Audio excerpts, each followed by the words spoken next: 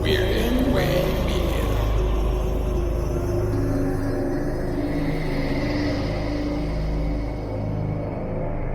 Hello, twisted humans. Do you find yourself wanting to know more about the latest murder, conspiracy, cult, or haunting? Then this is the podcast for you.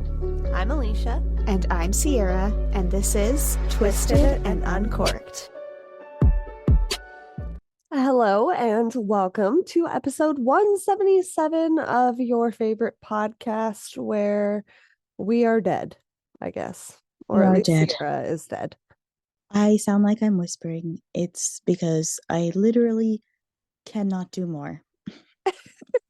So you get sexy PB buffet a little bit today, You but get it's my urban story legend anyway. voice. Total urban legend voice. Hi. I love it. Join Patreon. It's fun. And we have 40 urban legends for you to unlock. And speaking of patrons, quick little thank you to our newest patron, Vince. What up, Vince? Hey, Vince. Thank you so much for joining. And that said, before we get into this week's case, my story is going on my side of the border today to Thompson, Manitoba, to hear about the unsolved murder of Melissa Ivy Chaboyer.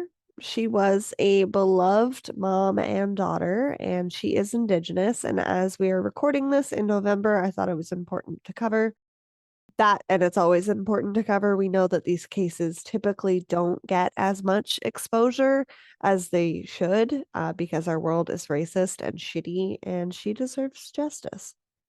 I'm so glad you decided to cover this. We get into that. Sierra, do you have a fun fact for me? Yes, I do. Somewhere in this list. So, scientists once upon a time thought that possums had babies by sneezing. Nice. The reason for this is because a male possum's penis is forked. Why do we do these fun facts? This is horrifying. The scientists were like, well, it looks like it would fit right in her nose. You know, the females, okay? And when the babies are born, they have like kangaroos pouches. And babies are born so tiny. Like, oh, I know, I've seen possum babies. They're like so teeny little tiny grains of rice. Yeah, that it's hard for them to see, scientists just watching them be born. So fair. When a possum mom one day was putting a little teeny tiny grain of rice possum into her sack, she sneezed, I guess. And they were like, oh, it comes out the nose. That must be my God. the way they reproduce. The penis goes in the nose. The baby comes out the nose. Can you imagine, though? Yeah. That's fucked up. The possum sneeze theory was a thing for a very long time. It is now known that inside of a possum female, it's also forked, you know, in the vagina portion. So nothing to do with the nose. They fit together perfectly. Okay. So we need to know. Wow.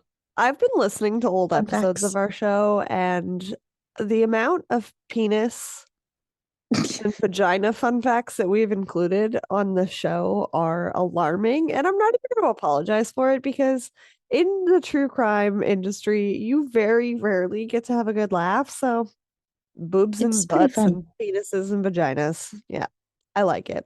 It reminded me of your koala fun fact about them having multiple areas and the males having, I'm pretty sure, forked penises as well, or like some sort of crazy downstairs. Yeah, something weird. Also, speaking of boobs, since you brought that up also, possum nipples, they have 13. 12 are in a circle, one's in the middle, and the possum babies are too small to hang on to them, so they swallow them. They're like little feeding tubes. They swallow the nipples. Why was that not your fun fact? Also, why? Because which one's more fun? I don't know. Now you have them both. If you watch this on YouTube, you know that my face says that neither of those are fun. There's Jesus, this group no. on Facebook called Wild Green Memes for Ecological Fiends. And I I learned the love that. funnest shit about animals in this group. Animals are wild, and I don't mean that as a pun. I mean it truthfully. Um, my fun fact is not nearly as fun, but it is related to my case in that it is about Manitoba. Oh, This is actually a province in Canada that I know the least about as a Canadian, so let's learn about this. So sounds Manitoba like the most Canadian, contains though, doesn't it? it is Manitoba. Yeah, Manitoba. Toba. Yeah, you got it. I'm sorry. I'm Canadian. I'm allowed to do it, guys. She's like by proxy Canadian, so it's fine. Um, they have 100,000 lakes in that province. That is nuts to me. That's insane. 100,000 lakes. 100,000. Basically, the province sounds like it's all lakes to me, but it's all lakes and forests. The province is 2/5 forest. Just 2/5 of it is all forested. So do Nuts. people live there or just animals? Just polar bears, It's just apparently. wild. Yeah. It sounds beautiful, but it's right above Minnesota, so you know it's cold. Minnesota, Manitoba. It checks out. Minnesota means many lakes or something, right? And yeah, well, all of this Right. is checking out. Yeah. Our countries are connected, whether or not some people like that or not. So, um, but I thought it was cool. It is very cool. And our wine today is also to honor Indigenous Heritage Month in that it is an Indigenous owned winery in Canada. It's actually in Osoyoos, British Columbia, and it is owned by the Osoyoos Indian Band. It is called Inkameep Cellars, and we are drinking their Dreamcatcher White. But I am not actually drinking that white today, guys. I am sorry in the most Canadian way possible. I had way too much wine last night with a friend that was visiting from out of town, and it is Thursday when we are recording this. So I am just drinking a hard not seltzer, a hard iced tea. I'm drinking a Hey Y'all here. Do you guys have Hey Y'alls in No, the South? Okay. So I this don't makes think me so. laugh because they're made in Vancouver, British Columbia. Like I'm pretty sure Hey Y'all is like the Canadian equivalent of twisted tea. Hmm. It sounds like they're trying real hard to make fun of Southern people. I feel like it A is tea called Hey Y'all. because it says in the South, our tea is always served iced and hard, brewed with genuine black tea and lightly sweetened for summer barbecues and front porch sippin'. But then on the side, it says Southern Iced Tea Co. in Vancouver, British Columbia. Yeah, also, there is nothing slightly sweet about our tea, okay? It is mostly sugar, a Yeah, little this bit of is water, not and too a dash sweet. of tea, okay? My American friend who was here last night, he said that it tastes like a brisk. And he's like, this is dangerous. So that's my Is your take on American that. friend from the South? My American friend is from Vegas, so no. Oh. But it's good. I mean, I like them. Kevin really likes them too. Sorry, this is just like a random aside. When him and I first started dating, we drank twisted teas together a lot. And then we discovered Hey Y'alls shortly thereafter, and they're a little bit less sweet. And that's the reason why I like them, because I don't like super sweet. When I go to the US, I mix sweet tea and iced tea. So, because I'm weird. But back to this Dreamcatcher White that I'm not drinking, but all of you should. Mhm. It is a vintage wine from 2022, and it is a vibrant and luscious white blend, tantalizing the palate with tangy citrus fruits and pineapples. It is 13% ABV, so for a white, she's packing. And it is a blend of 35% Riesling, 20% Ehrenfelser, and 18% Sauvignon Blanc and 18% Pinot Blanc, 8% Chardonnay, and 1% Semillon. So it's really Semillon. And it is really just like an actual white blend, but I think that all of those things would come together beautifully, and I'm excited to try it next time I go and visit my grandparents and I have to drive through Vesuvius. I will be picking up a bottle. I also wanted to share an excerpt from their website that I thought was really beautiful. It says, "If the land could speak, this is what it would say. We are forever linked to the land that we love and call home. Our sense of place expresses itself in every way we do. In Cameep Cellars is pleased to offer a wide range of fine wines inspired by the spectacular region that we call home. One where long hot summer days are followed by cool nights, where there is little rainfall and winters are mild. Here, nature has created one of the world's most superior grape growing regions, and our promise is to express the variety, intensity, and irresistible lure of the land in every bottle that we produce. Some of our most precious moments are spent in simple and familiar surroundings with family and friends, with no bouquets to throw or candles to blow out. For everyday occasions, we offer wines that are anything but." And I love it. That's I'm nice. obsessed with it. Yeah. So I'm very excited to try it. They do have one of their red bottles at a local wine store near me, so I will be going to pick that up in the meantime, but would highly recommend to any of our Canadian, British Columbia listeners to check them out.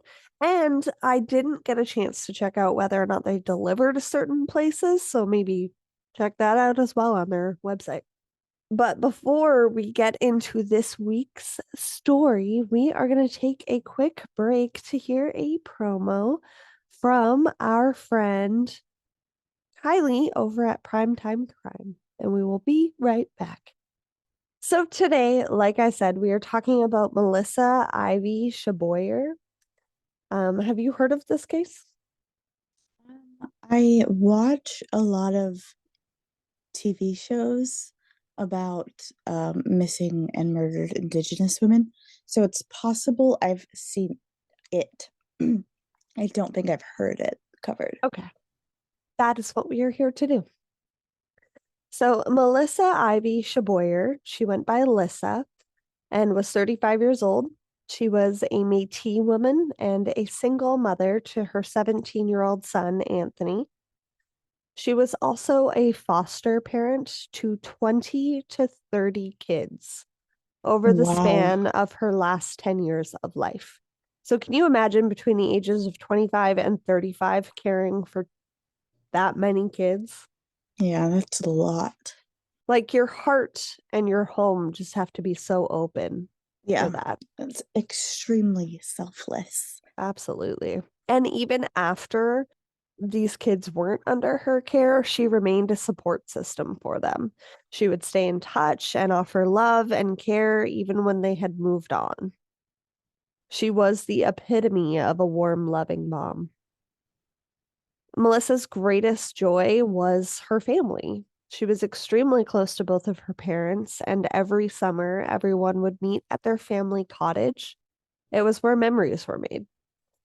And if you didn't love Melissa's spirit thus far, she also worked full time with developmentally challenged adults.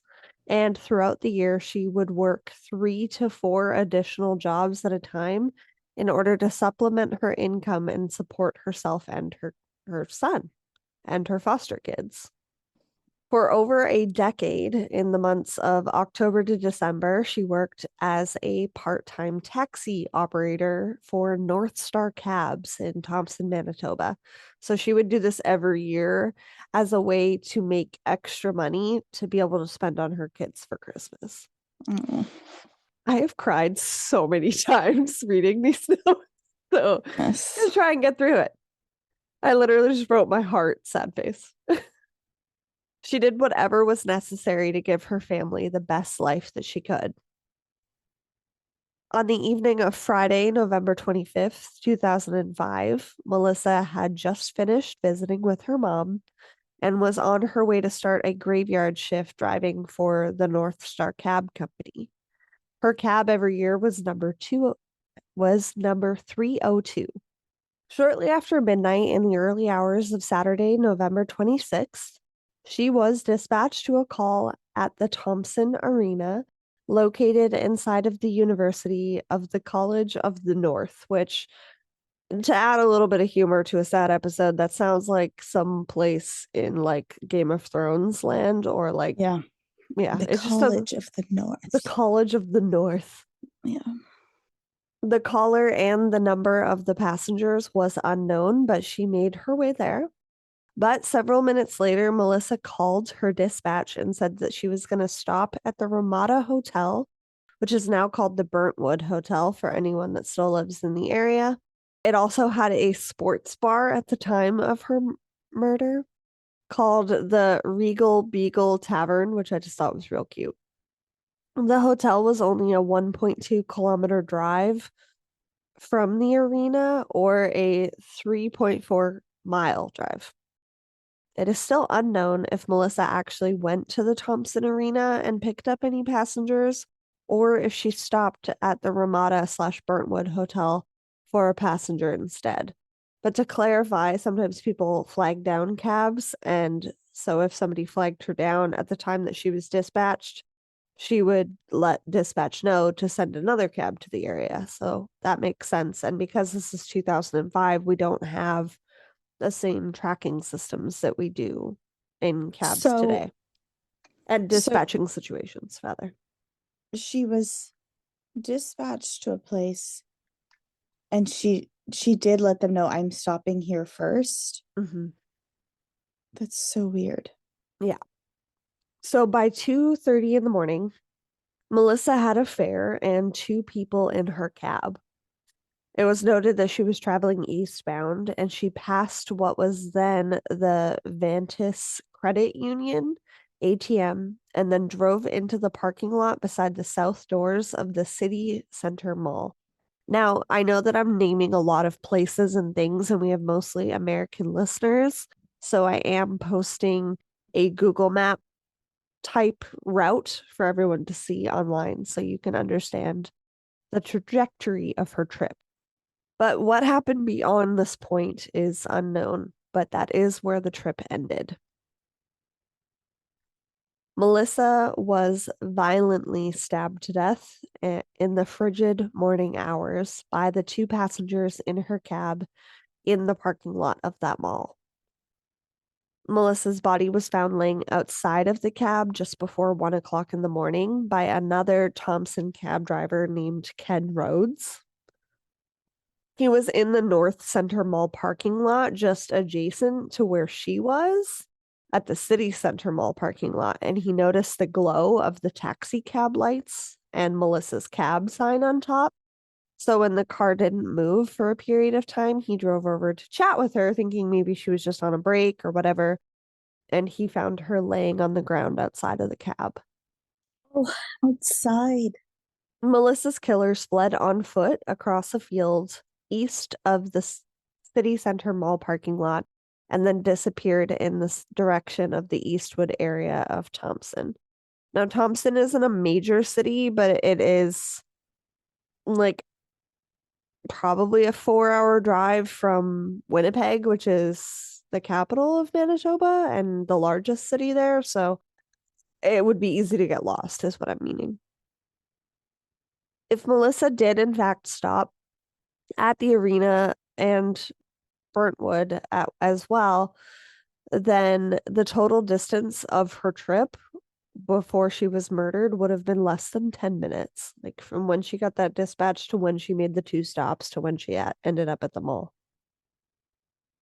So super close. But again, it's fucking freezing in Manitoba, so I could understand why somebody would want to take a cab for that. On the day of Melissa's murder, hundreds of Thompson residents attended a memorial in the city center parking lot and a vigil in the evening. A clear sign of how beloved she was in her community and how devastated everyone was by this violent act. Of all of Thompson's of all of the Thompson area's 3 taxi companies, they closed from 3 p.m. till 7 a.m. the next morning in order for everyone to be able to attend. The cabs lined the lot bumper to bumper to give attendees a place where they could hop in and warm up as it was below freezing.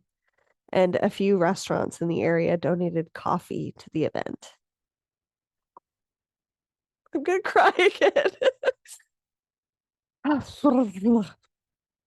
Melissa's family was obviously devastated by the news. Her friends and the entire Thompson community mourned right along with them at the loss of this incredible soul. As a direct result of Melissa's murder, the city of Thompson ordered a taxi bylaw in 2006, making it mandatory for all cabs to be equipped with cameras as a safety procedure. During the investigation, they ruled out disputing a bill as a possible motive because it was known that if somebody couldn't afford their cab fare, Melissa would tell them that they could pay her back later and she would just help them out. She would never have pushed it with an unruly customer. Melissa would So have crazy though. had several $100s in cab fare. However, the RCMP has not confirmed if that cab fare was missing or not, as that is something that only the killers would know. Nearly 20 years later, Melissa's brutal and senseless murder remains unsolved, and truthfully, because of how often it's been passed around, with it mostly being managed now by the Winnipeg RCMP, it really feels like they're not pursuing leads. Her father collects tips and submits them to the police himself, but according to a CBC interview with him, the family feels like they've been left in the dark.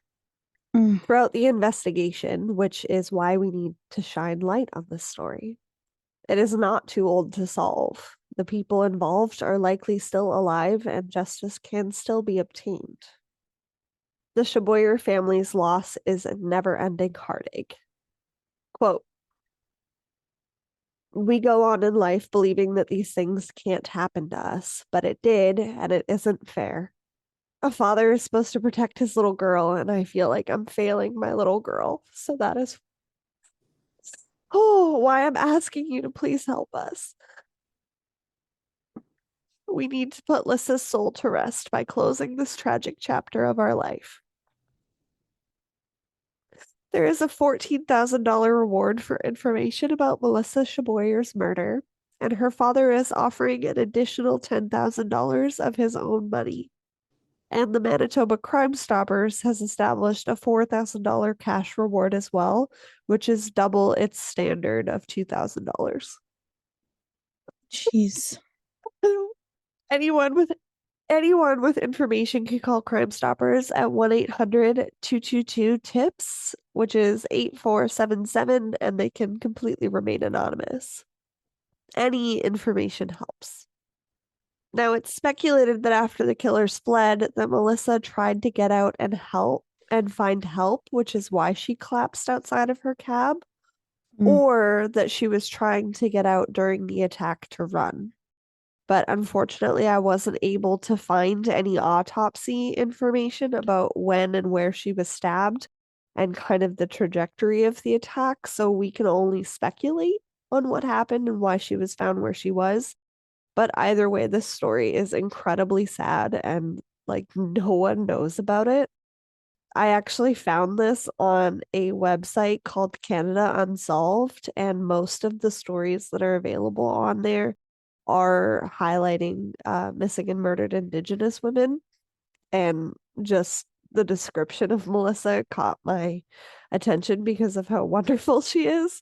So I felt like I needed to cover it. It's not super long, but it is an unsolved case and I really want it to be solved. So that is the murder of Melissa Chaboyer.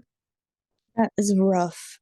And also, like, each individual piece of this case makes it that much harder to solve. Like, firstly, it's a fucking cab, you know? Like, who are the people of interest? fucking everybody takes a cab, Yeah. You don't know the motive because the police aren't saying so. So that you can't narrow it down at all at any of the stops. Did the hotel, I wonder, where she stopped first, it was a hotel, right? Did it have cameras? Did Not they that send it captured anything, in? no. Yeah. And this was before the times when like heavy surveillance was a thing. And the mall that she stopped at was like this rundown little dinky town mall. So it didn't have a Yeah. lot of cameras, especially on the area where she was. They didn't even see Ken finding her on the cameras at that mall or the mall across the street where he was. So it's I honestly horrible. Like, I understand that women are at risk being in a situation like that, especially working an overnight shift where there's not as many people available out and about. Um, and, I understand that people have to do what they need to do. And, now we have cell phones, there's cameras, there's paper trails of like every purchase that goes through the cab usually. Like, I don't know of anyone that pays cash. Like, anything is traceable now. And it's just really sad to me that this didn't happen at it. Like, it's sad that it happened at all, but if it had happened at a time where that was maybe more advanced, like, it's just, I don't know. It's senseless. Like, what's the motive? Like, you just want to fuck up someone's day, hurt someone? Like, I don't get it. It's Yeah. stupid. If there is tips, like if her dad has been, the only thing that's going to crack it open is tips. People who saw who got in, people who saw who got out, people who saw where she went. If there are tips and the police aren't helping, to me that screams cover up. It always does. And Yeah. I'm a conspiracy theorist, okay? That's Whether fine. they know Call somebody me that that. did it But or whether a police officer right, was potentially involved. Yeah. exactly. That's the only thing to me is they're trying to protect someone that they know or they did it themselves. And because it's an indigenous woman, either of those things are very likely. Mm. So either it's never going to get solved because people in the justice system are corrupt, or it's never going to get solved because there is no fucking evidence or Like, the information. resources aren't being put into it. But I Like, mean, this is even if they all of the did, information I found in all of my sources. Like, I'm even if sorry, they how did is there that put, little information about something like that? but there's no camera. I know. There's no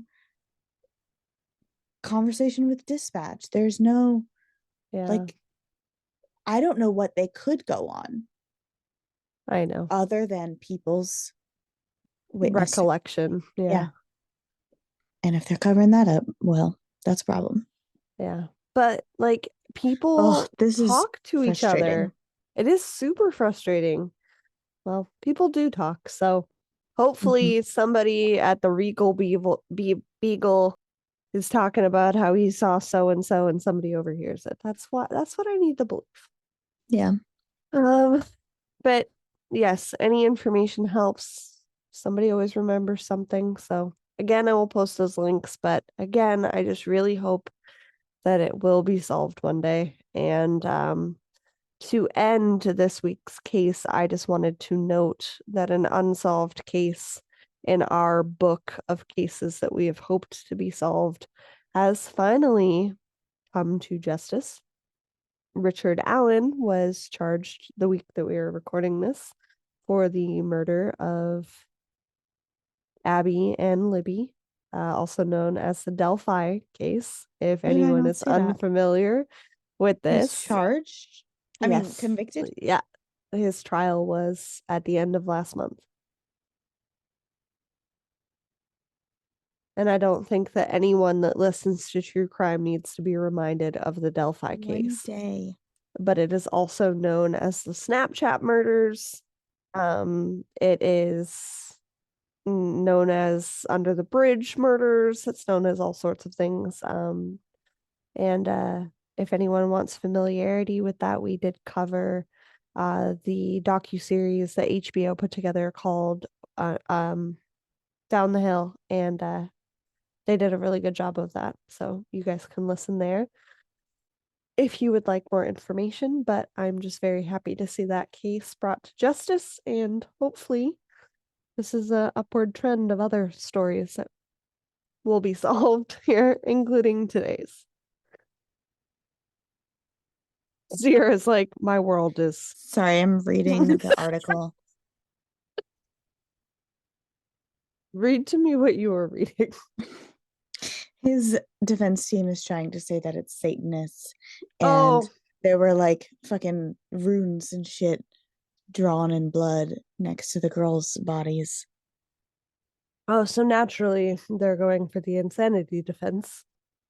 No, they're saying that he's innocent and he's being framed by Satanists. Oh, even worse. Yeah.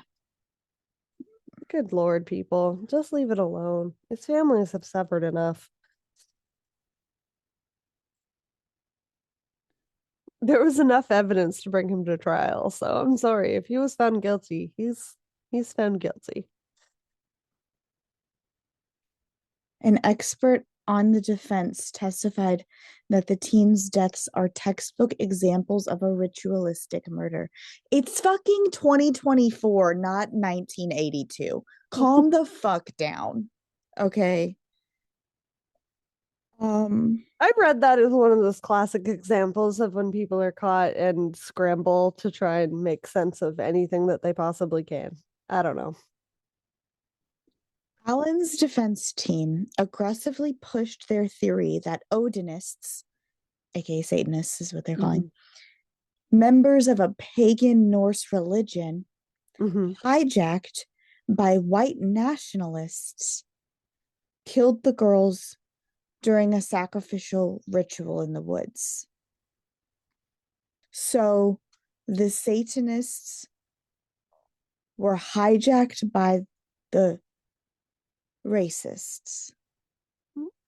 Because usually Satanists are not the same as racists. Usually you racists can have are racist Christian. Satanists, but I mean, you know. Usually the Satanists are the cool people. Okay, they're not racist at all. They Yeah. hate everybody equally. Well, people don't know what Satanism is most of the time, so. Well, he's calling it Odinism anyway, but whatever.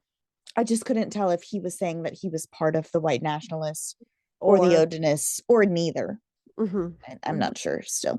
I'm not sure either, if I'm being completely honest. Everybody's against him. That's the thing. Yeah. Well, because that makes no fucking sense. How is that a defense for why you didn't do it?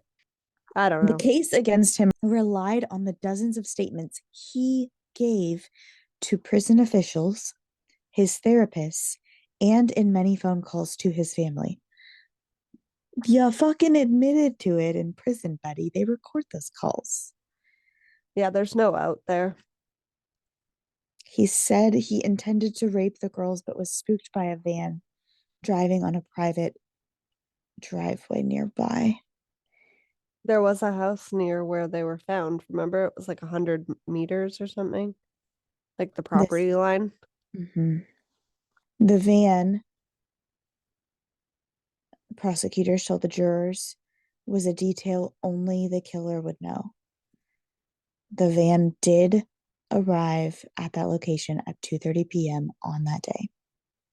Shit, because they've kept so much of that case They close. have. Like, we've known nothing this entire time other than the fact that they were murdered and that small clip that they released from Libby's phone. See, this is where I'm confused. He's like, the racist Satanists did it, but I was there.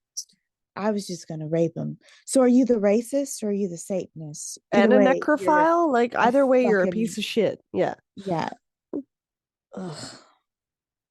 So I thought that that was good news, at least. So that is great news. And a little happy light at the end of this sad tunnel. But I don't at all want to take away from Melissa's case. I just wanted to say that there's always hope.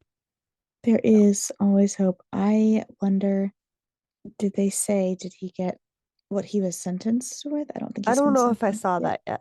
I think he still needs to face the judge. The jury just found him guilty. Yeah. But forever would be great. Damn. Okay. forever would be great. Yeah, he doesn't want to go to prison. He killed 2 kids. That's not going to go well for him. Mm-mm.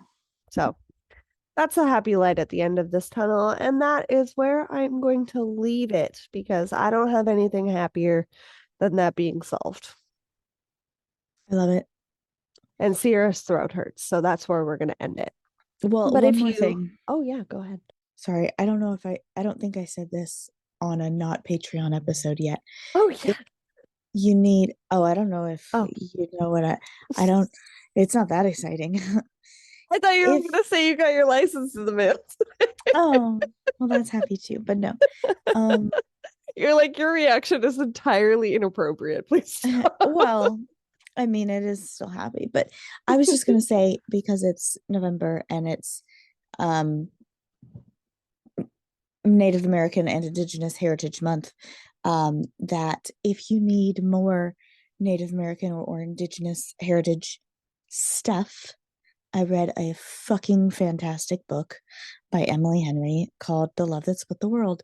And it's about a Native American girl and her stories that she's been told by her family, passed down through generations. It's fucking wonderful. You should read it if you're looking for a Native American / Indigenous feeling book. Also, you should find an author who is Native American or Indigenous. But Agreed. if you happen to run into this one, it's fucking awesome. So Yeah, they don't print this book anymore, guys. So your options are spending a lot of money on it or finding it in your local library or local business. So, supporting great things either way. So yeah, read it. I'm excited to read it. It's on my list. It's been on my list since before Sierra finished it, just because Emily Henry wrote it. But we love you guys lots. If you enjoyed this week's episode, please go leave a 5-star rating and review. It is the best way that you can help us out. And we've gotten another little influx of them and they make us so happy. So please keep doing that because it boosts us so other people can find us without you yelling at them on the street to go listen. And we will see you next week for Sierra's I don't know yet. to be determined episode. And in the meantime, keep Keep it it twisted. Twisted and Uncorked is a proud member of Weirding Way Media. Hosted and produced by Sierra Zorn and Alicia Watson. If you like the show, don't forget to leave a 5-star rating and review wherever you are listening now. It really is the best way to spread the word. You can check out all things Twisted on our website, twistedanduncorked.com, and we will see you next Tuesday for a brand new episode.